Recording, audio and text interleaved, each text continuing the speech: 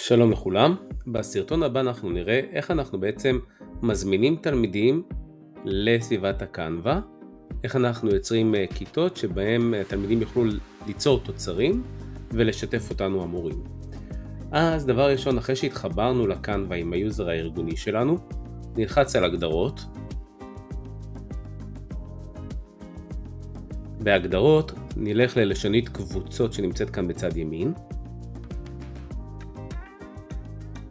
בשלב הזה פה אתם רואים כבר כיתות שכבר יצרתי, אבל אם נרצה ליצור כיתה חדשה, אז אנחנו יכולים או ללחוץ על צור קבוצה, או לייבא כיתות מסביבת הקלאסרום.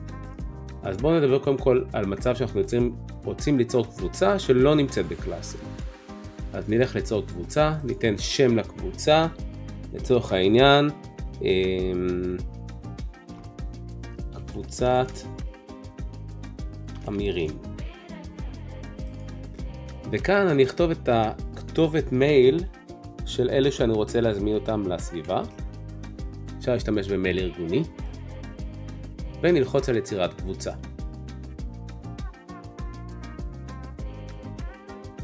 אז כרגע אנחנו רואים שבעצם יצרתי קבוצה שנקראת קבוצת אמירים. אני מנהל הקבוצה, כלומר המורה, וחבר בקבוצה זה בעצם הרשאות של תלמיד.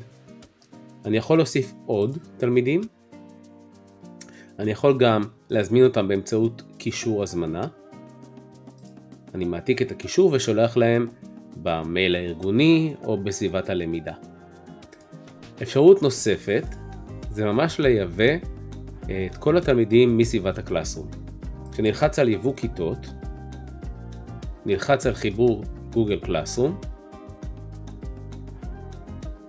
אחרי שלחצנו על ייבוא כיתות מקלאסרום, יפתחו לנו כל כיתות הקלאסרום שיש לנו בחשבון הארגוני. נוכל ללחוץ על הכיתה שממנה אנחנו רוצים לייבא את התלמידים, כיתת תרגול, או במקרה הזה אני אקח כיתת הדרכה. נלחץ על ייבוא כיתה, ואז הוא ייצור לי למעשה קבוצה עם המשתתפים שנמצאים באותה כיתת קלאסרום. אם אלחץ על פרסום בגוגל קלאסרום, התלמידים יקבלו הודעה בסביבת הכיתה, ובמקרה הזה כרגע אני רוצה פשוט לסגור. אז כל התלמידים שנמצאים בכיתת ההדרכה מקבלים הזמנה. אחרי שהתלמידים הצטרפו לכיתת הקנווה שפתחנו עבורם, הם יוכלו לשתף אותנו המורים עם התוצרים הדיגיטליים שהם יצרו. במקרה הזה, אחרי שתלמיד הכין מצגת, אפשר ללחוץ כאן בצד שמאל למעלה על שלח למורה.